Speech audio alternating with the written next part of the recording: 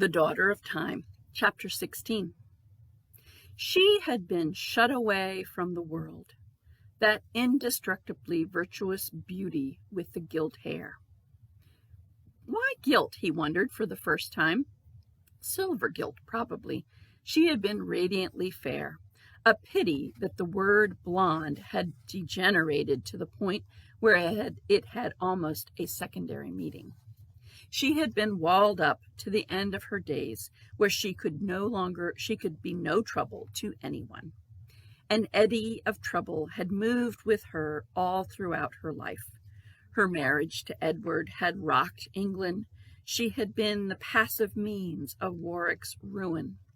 Her kindness to her family had built a whole new party in England and had prevented Richard's peaceful succession. Bosworth was implicit in that scanty little ceremony in the wilds of Northamptonshire when she became Edward's wife. But no one seemed to have borne her malice. Even the sinned against Richard had forgiven her relations' enormities. No one until Henry came. She had disappeared into obscurity. Elizabeth Woodville, the Queen Dowager, who was mother of the Queen of England, the mother of the princes in the Tower, who had lived free and prosperous under Richard III. That was an ugly break in the pattern, wasn't it?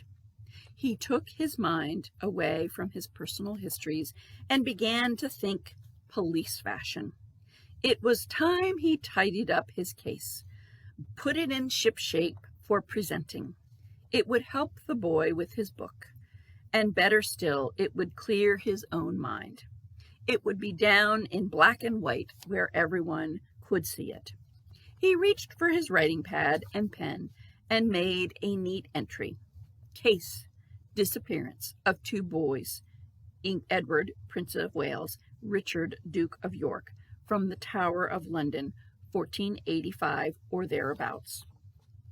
He wondered whether it would be better to do the two suspects in parallel columns or successively. Perhaps it was better to finish with Richard first.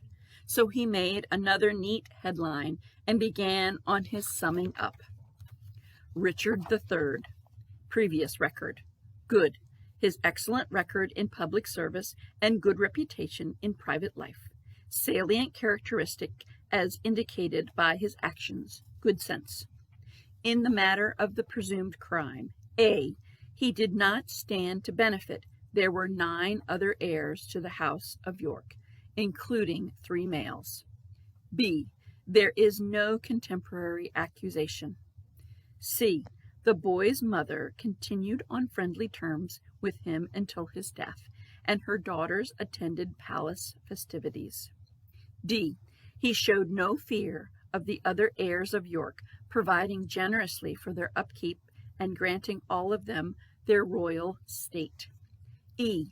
His own right to the crown was unassailable, approved by Act of Parliament and public acclamation. The boys were out of the succession and no longer a danger to him. F.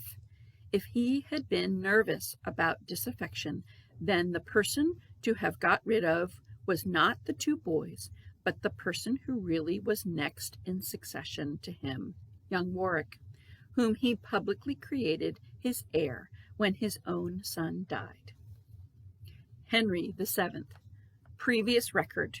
An adventurer, living at foreign courts, son of an ambitious mother, nothing known against his private life, no public office or employment, salient characteristic as indicated by his actions, subtlety.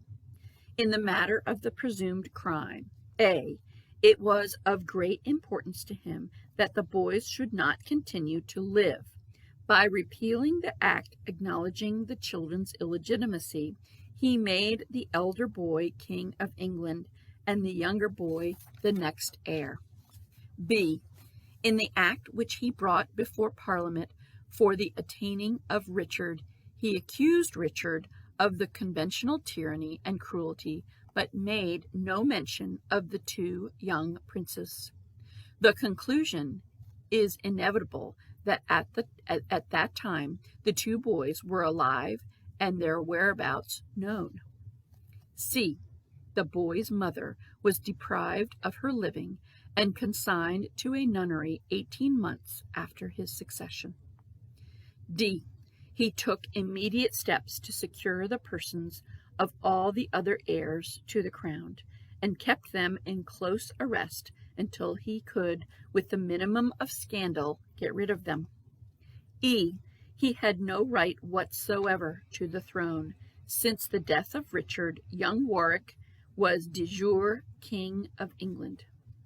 It occurred to Grant for the first time, as he wrote it out, that it had been within Richard's power to legitimize his bastard son John and foist him on the nation. There was no lack of precedent for such a course. After all, the whole Beaufort clan, including Henry's mother, were the descendants not only of an illegitimate union, but of a double adultery. There was nothing to hinder Richard from legitimizing that, quote, active and well-disposed, unquote, boy who lived in recognized state in his household. It was surely the measure of Richard that no such course had apparently crossed his mind. He had appointed as his heir his brother's boy. Even in the destitution of his own grief, good sense was his ruling characteristic. Good sense and family feeling. No base-born son, however active and well-disposed, was going to sit in the Plantagenet's seat while his brother's son was there to occupy it. It was remarkable how that atmosphere of family feeling permeated the whole story, all the way from Cicely's journeyings about her husband's company to her son's free acknowledgment of his brother George's boy as his heir. And it occurred to him, too, for the first time in full force, just how that family atmosphere strengthened the case for Richard's innocence. The boys whom he was supposed to have put down, as he would put down twin foals, were Edward's sons, children he must have known personally and well.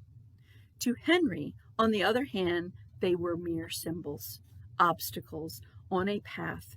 He may never even have set eyes on them. All questions of character apart, the choice between the two men as suspects might almost be decided on that alone. It was wonderfully clearing to the head to see it neat and tidy as A, B, and C. He had not noticed before how doubly suspect was Henry's behavior over Titulus Regius. If, as Henry insisted, Richard's claim was absurd, then surely the obvious thing to do was to have the thing reread in public and demonstrate its falsity.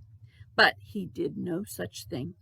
He went to endless pains to obliterate even the memory of it.